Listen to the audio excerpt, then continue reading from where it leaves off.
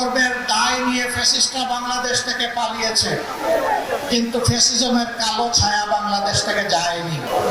আমাদের প্রিয় বাংলাদেশ ছোট্ট একটি দেশ, বিপুল জনসম্পদে পরিপূর্ণ। আফসোসের বিষয়, স্বাধীনতার 54 বছরে এক এক করে চলে গেছে, বাংলাদেশের মানুষ সম্মানের সাথে মাথা উঁচু করে দাঁড়াতে পারেনি।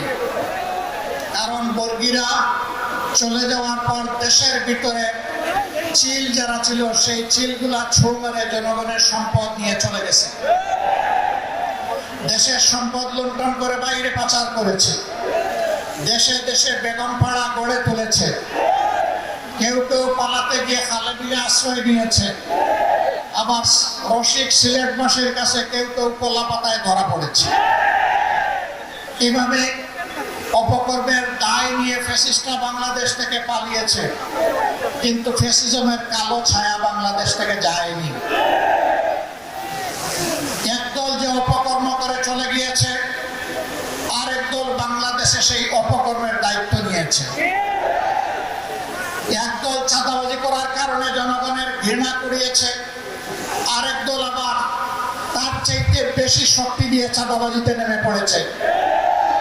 একদল দখলদার বনতে গিয়ে জনগণ তাদেরকে প্রত্যাখ্যান করেছে, আরেক দল বেপরোয়া দখলদার হয়ে উঠেছে। একদল জনগণের জানমাল নিয়ে ছিনিমিনি খেলেছে, আলেম ওলামা বিরোধী রাজনৈতিক নেতৃবৃন্দকে হত্যা করেছে, খুন করেছে, ফাঁসি দিয়েছে, নির্যাতন করেছে, পঙ্গু করেছে, জেলে পড়েছে, দেশ চালা করেছে। আরেক দল ঠিক একই পথ ধরেছে, এমনকি নিজেদের মধ্যে মারামারিতেও নিজেদেরকে শেষ করে দিচ্ছে। সংগ্রামী বন্ধুগণ, দফায় দফায় এত রক্ত, এত ত্যাগের পরে দেশবাসী কি আশা করেছিল?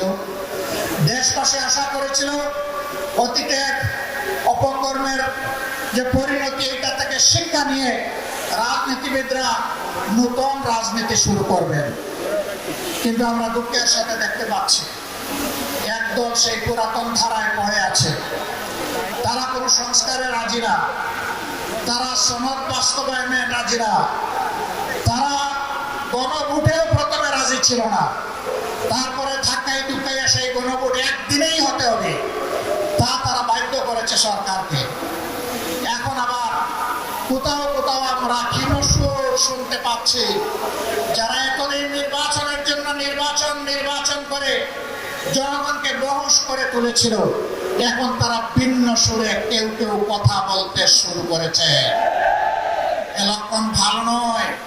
তারা বুঝতে পেরেছেন তারা যে সমস্ত কর্মকাণ্ড বাংলাদেশে পরিচালনা করছেন, বাংলাদেশের জনগণ তাদেরকে আগামী নির্বাচনে লাল কার্ড দেখানোর জন্য প্রস্তুত হয়ে